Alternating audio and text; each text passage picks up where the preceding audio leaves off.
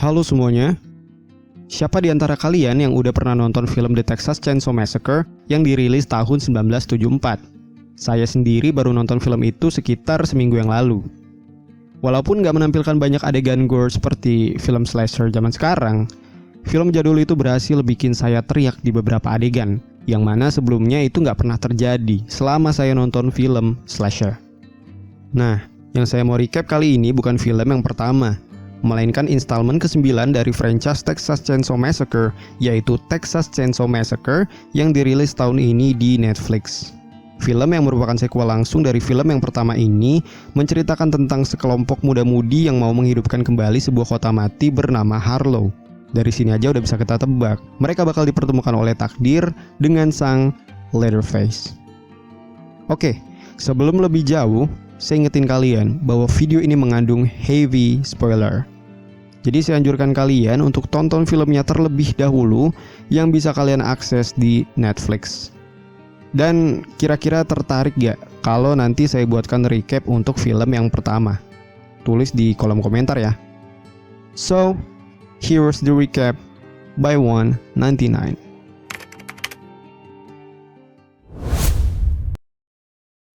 Film dibuka dengan narasi yang diputar di televisi tentang insiden mengerikan yang menewaskan 4 dari 5 pemuda pada tahun 1973 di Texas. Satu-satunya yang selamat adalah Sally Hardesty yang masih hidup hingga saat ini. Setelah memberikan kesaksiannya pada polisi pada tahun 1973, Sally tidak pernah lagi mau menceritakan kejadian mengerikan yang dia lihat pada hari itu, bahkan untuk kebutuhan dokumenter sekalipun. Di depan televisi toko berdiri Lila yang menyaksikan pembuka dari dokumenter itu. Kepada pemilik toko yang juga memasang banyak potongan koran tentang Sally dan kejadian yang menimpanya, Lila bertanya soal nasib Sally. Pemilik toko menjelaskan bahwa Sally masih hidup dan kini bekerja sebagai penjaga hutan di Texas. Selama puluhan tahun sejak kejadian itu, Sally terus mencari keberadaan psikopat yang membunuh adik dan teman-temannya dulu. Kakak Lila yang bernama Mel masuk, menjemput adiknya untuk segera ke kota Harlow. Bersama mereka ada Dante dan kekasihnya yang bernama Ruth. Sesaat sebelum berangkat, perhatian mereka teralihkan dengan Dodge merah yang berhenti untuk mengisi bensin. Pengemudi turun dan langsung jadi bahan omongan Mel karena memamerkan pistol di tempat umum. Pengemudi yang dengar langsung menjelaskan dengan nada provokasi bahwa di daerah ini banyak babi liar yang berkeliaran, bahwa dia perlu membawa pistol untuk membasmi makhluk hidup yang invasif. Mel dan kawan-kawan pun pergi dari sana. Merasa adiknya risih dengan kelakuannya tadi, Mel minta maaf. Seharusnya dia gak perlu begitu, cuma karena adiknya pernah jadi korban insiden penembakan. Di sini juga kita jadi tahu bahwa Dante dan Mel adalah seorang celebrity chef yang berniat mengubah kota mati Harlow menjadi kota kuliner. Dalam perjalanan, mereka disalip Dodge merah tadi yang dengan sengaja menyemburkan asap. Tentu ini akibat dari provokasi Mel tadi. Namun untungnya cuma sebatas itu. Mereka lalu diberhentikan oleh sepasang sheriff lokal. Sheriff yang menyadari bahwa mereka adalah koki terkenal yang mau mengubah tempat kelahiran mereka, mengingatkan mereka untuk menghormati kota Harlow. Karena situasi menjadi sedikit tegang, Mel ngasih tahu sheriff kalau neneknya berasal dari Harlow. Dan ini berhasil mencairkan suasana. Meskipun bisa aja Mel ngarang, mereka diizinkan lewat. Sesampainya di kota Harlow, mereka diizinkan bertemu dengan kontraktor yang disewa Dante, yang sialnya adalah pengemudi Dodge tadi. Namanya adalah Richter. Dante baru sadar karena mereka memang belum pernah bertemu sebelumnya. Setelah tahu bahwa gedung-gedung akan dijual ke para investor, Richter ngerosting lagi nih dengan menyebut Dante dan kawan-kawan sebagai sebuah kultus. Situasi jadi canggung banget tuh. Tapi kesepakatan harus terus berjalan, sehingga Dante dan kawan-kawan memilih diam. Lalu mereka melihat ada bendera pemberontakan di sebuah gedung. Investor nggak akan suka melihat ini. Jadi sementara Ruth manggil Richter untuk menurunkan bendera, Dante dan Mel mencoba melakukannya sendiri dengan masuk ke gedung yang ternyata sebuah panti asuhan. Dante langsung naik ke lantai 2 untuk mencopot bendera itu. Tapi Dante nggak menyadari bahwa ada sosok besar yang tertidur di kursi tepat di belakangnya. Sosok itu bahkan hilang sesaat setelah Dante mencoba mencopot bendera. Dante akhirnya menyerah. Sementara itu di bawah, Mel melihat foto anak-anak yatim piatu. Di antaranya ada sosok anak besar yang entah kenapa mukanya nggak kelihatan jelas sendiri. Dante kemudian turun dan mengajak Mel untuk keluar. Tapi mereka dikagetkan dengan perempuan tua yang muncul dari arah dapur. Perempuan tua itu mengira mereka tetangga baru, sehingga mereka pun dijamu. Di meja makan, Mel ngasih tahu bahwa seharusnya si ibu nggak boleh tinggal lagi di sini karena properti ini udah diklaim bank. Tapi si ibu berdalih bahwa dia sudah melunaskan hutang-hutangnya, plus akta properti masih di tangannya. Mel minta tolong untuk diperlihatkan akta propertinya, tapi si ibu keberatan, yang membuat Dante menjadi emosi. Si ibu kebingungan dan mengira ini karena bendera pemberontakan yang dikibarkan. Si ibu menjelaskan kalau bendera itu dipasang untuk mengenang kakek buyutnya aja, nggak lebih. Tapi di sisi lain, Mel dengan berat hati ngasih tahu kalau si ibu nggak seharusnya masih di sini, bahwa si ibu lebih baik berada di penampungan karena bakal ada yang rawat dan jaga. Si ibu yang tertekan mulai mengalami sesak nafas. Di saat itulah tiba-tiba muncul sosok pria besar yang tadi sempat kita lihat. Ternyata dia adalah anak asuh terakhir dari si ibu ini. Si ibu langsung menenangkan anak asuhnya dan menyuruhnya kembali ke kamarnya. Si ibu lalu menjelaskan bahwa anak asuhnya berkebutuhan khusus dan tidak boleh keluar. Makanya dia harus tetap di sini merawat anak asuhnya. Namun tiba-tiba sheriff masuk untuk membawanya. Si ibu yang panik tiba-tiba muntah dan mengalami serangan jantung. Anak asuhnya pun turun dan langsung menggendong ibunya untuk dibawa ke rumah sakit bersama sheriff. Mel merasa bersalah dan pengen ikut, tapi karena para investor telah tiba, Ruth menggantikan. Begitu mobil berangkat, kita diperlihatkan wajah dari si anak asuh yang terlihat geram. Dari sini kita udah bisa tebak lah ya, siapa dia. Dalam perjalanan, si ibu meninggal. Anak asuhnya panik dan mencoba segala cara yang dia bisa untuk membangkitkan ibu asuhnya. Merasa itu percuma, sheriff menghentikannya. Tapi si anak asuh meradang. Dia patahkan tangan sheriff sampai hampir putus, lalu menusukkan tulang tangannya ke tubuh sheriff bertubi-tubi. Si sheriff berusaha melawan dengan niat menembak, namun yang kena tembak malah sheriff satunya. Mobil jadi oleng dan menabrak traktor yang terbengkalai di ladang bunga matahari. Scene selanjutnya memperlihatkan situasi di kota Harlow yang masih aman dan tenang. Lila mampir ke bengkel Richter dan sedikit berbincang-bincang di sana. Di sini kita juga jadi tahu bahwa sebelumnya Lila pernah jadi korban penembakan di sekolah. Kemudian, Mel dikabarin sama Ruth kalau ibu tadi meninggal di perjalanan. Tentu SMS ini dikirim sebelum kejadian mengerikan setelahnya ya. Tapi berita ini aja udah bikin Mel lemes. Dia merasa bersalah dan mau pergi dari kota ini karena firasatnya buruk.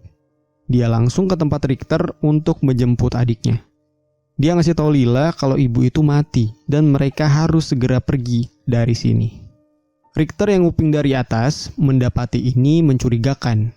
Richter mengambil kunci mobil mereka dan menahannya sampai mereka bisa menunjukkan bukti kepemilikan properti. Sialnya, ternyata mereka nggak punya bukti akta properti panti asuhan itu. Itu artinya yang mereka lakukan tadi adalah mengusir pemilik dari rumahnya sendiri. Namun untuk memastikan, Mel dan Dante pun memeriksa panti asuhan tadi untuk mencari akta properti. Kembali ke TKP, Ruth masih dalam kondisi hidup. Dari kaca spion, dia melihat pria besar tadi melakukan sesuatu dengan tubuh ibu asuhnya. Kesempatan ini dimanfaatkan Ruth untuk menghubungi sinyal terdekat melalui radio HT. Selagi dia meminta tolong, dari kaca spion lagi, dia melihat pria besar itu ternyata sedang menguliti wajah ibu asuhnya sendiri dan Ruth pun melaporkannya. Ruth juga melihat dengan mata kepalanya sendiri bahwa pria itu memakai kulit wajah dari ibu asuhnya. Tiba-tiba, sheriff yang tadi tertembak terbangun. Namun ini bukan pertanda baik untuk Ruth. Benar saja, Thomas sadar dan langsung menghantam kepala sheriff sampai tewas. Nah dari sini, saya akan mulai sebut dia sebagai Thomas ya, karena memang itu namanya. Setelah itu, Thomas menyeret tubuh ibu asuhnya entah kemana. Ruth melihat ini sebagai kesempatan dan berusaha kabur. Pintu mobil terkunci. Dia harus keluar dari sisi pengemudi. Hampir aja berhasil keluar, rupanya Thomas sudah di belakangnya. Thomas langsung mecahin kaca mobil, menarik Ruth dan membelah perutnya sampai tewas. Dari sini, Thomas melanjutkan aksi balas dendamnya. Kemudian, pemilik toko di awal yang ternyata mendengar kesaksian Ruth, meneruskan kesaksian ini ke Sally Hardesty, sang korban selamat dari tahun 1973. Sally yang juga memburu Thomas, langsung bersiap menuju Harlow. Meskipun tahu ini nggak akan mudah, Sally menguatkan diri dengan melihat kenangan foto terakhir adik dan teman-temannya. Kembali ke Harlow, Dante memeriksa berkas di lantai dasar, sementara Mel memeriksa kamar si ibu. Benar saja, Mel menemukan akta properti di dalam sebuah kotak. Ini berarti, secara tidak langsung, mereka memang membunuh si ibu yang dalam konteks ini nggak bersalah. Mel dihujani rasa bersalah tuh. Dante mulai merasa ada yang tidak beres.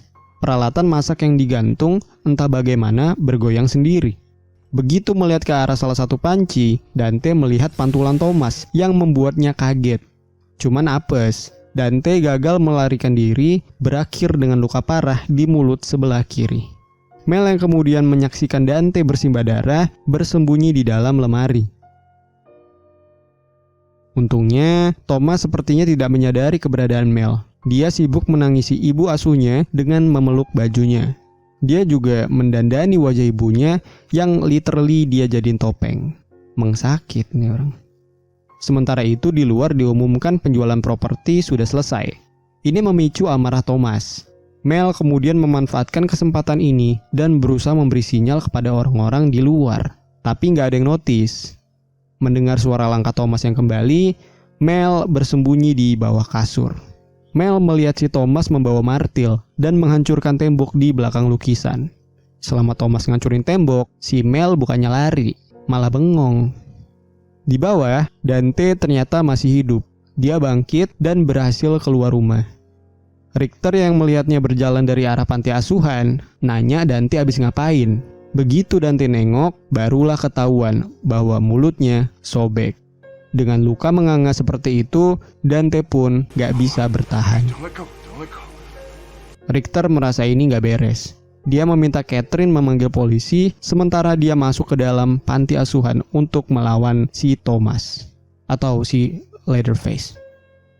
Kurang beruntung, karena Thomas sudah kembali mendapatkan signature weaponnya, yaitu chainsaw atau gergaji mesin. Sementara Thomas menyalakan chainsaw, dia mendengar langkah Richter. Dia langsung bersembunyi di balik pintu, siap untuk menyergap. Tapi Mel nggak kalah cerdik. Dia geser cermin dengan kakinya sampai Richter bisa melihat ada orang gila di balik pintu. Perkelahian pun terjadi. Meski diuntungkan dengan senjata api, Thomas lebih tangguh dengan martilnya.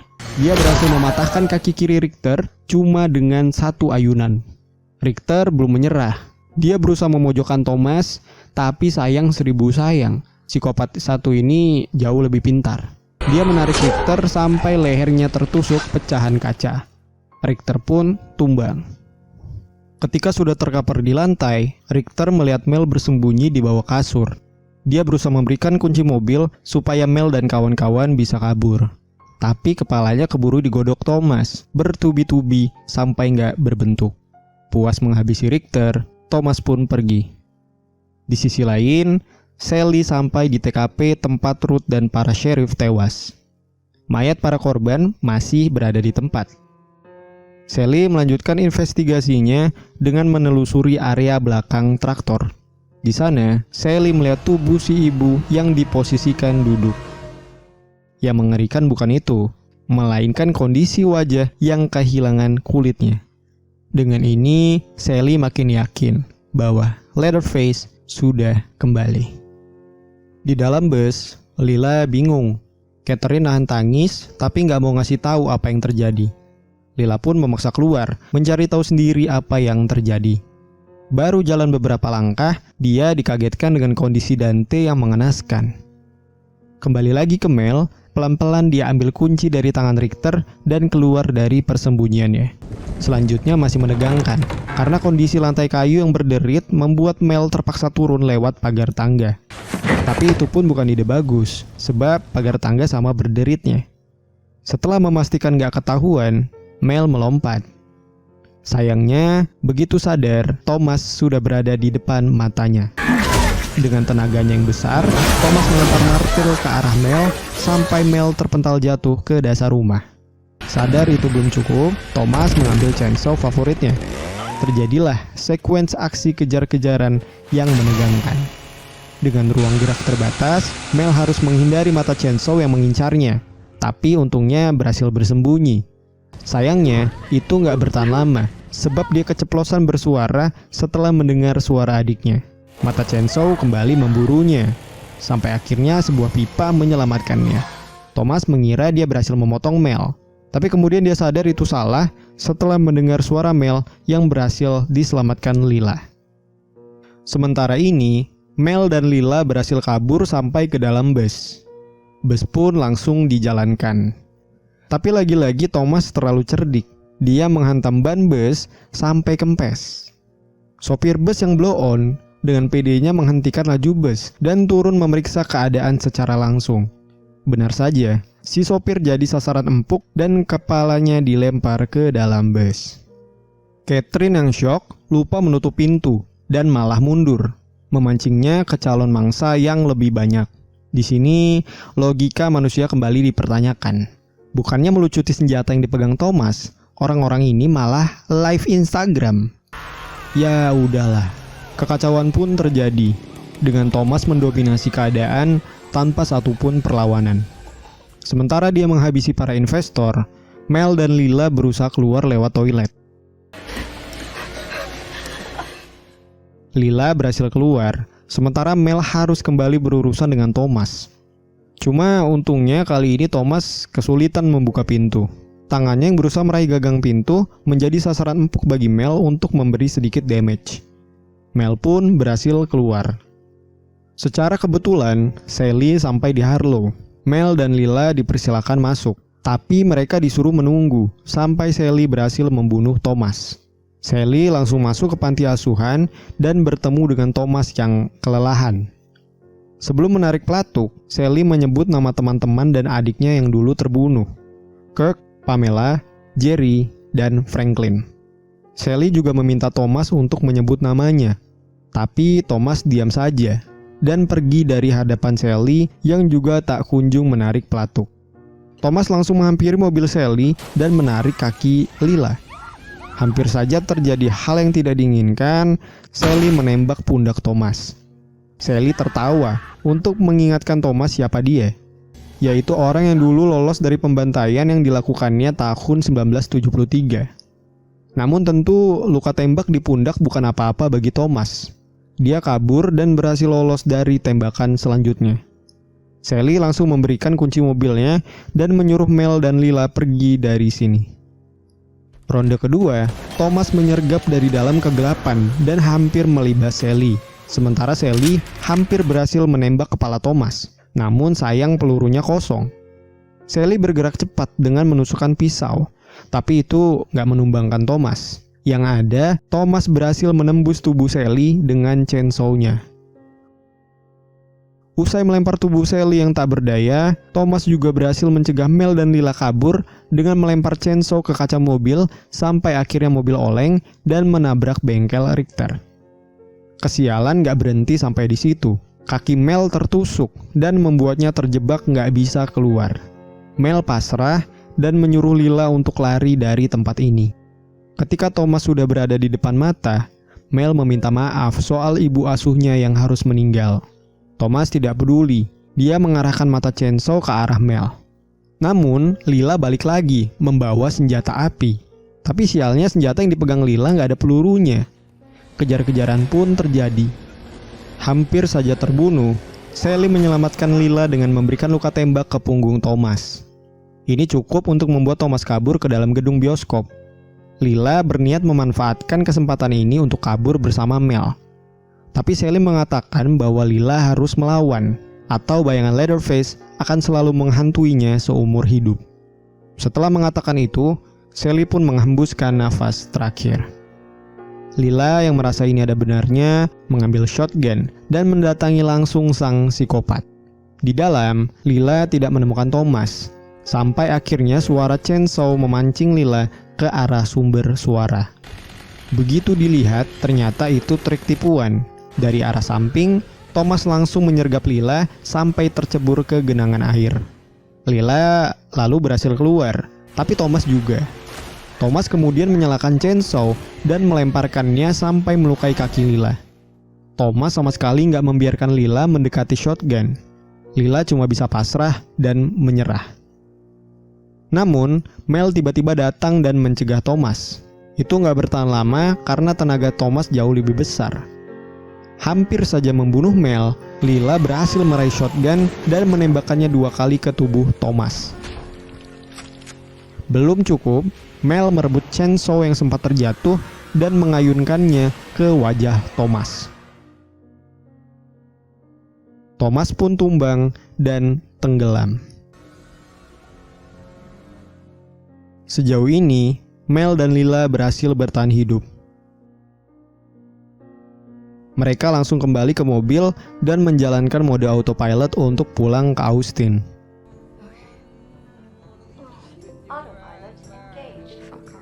Namun, tiba-tiba Thomas kembali dan menarik Mel dari kursinya. Thomas langsung memenggal kepala Mel dan menari-nari bersamanya. Sementara Lila cuma bisa menangis histeris seraya mobil membawanya pergi dari Harlow. Dan film pun berakhir. Setelah itu, ada post-credit scene yang menunjukkan Thomas kembali ke rumah lamanya, tempat di mana dulu dia membantai adik dan teman-teman Sally. Gimana nih pendapat kalian tentang film ini? Meskipun banyak hal yang nggak masuk logika, jujur sih saya terhibur sekali ya dengan sekuens aksi hidup dan mati yang menegangkan yang disajikan film ini. Mereka cukup kreatif lah dengan variasi pembunuhan yang dilakukan Leatherface. Bahkan Sally mati di film ini.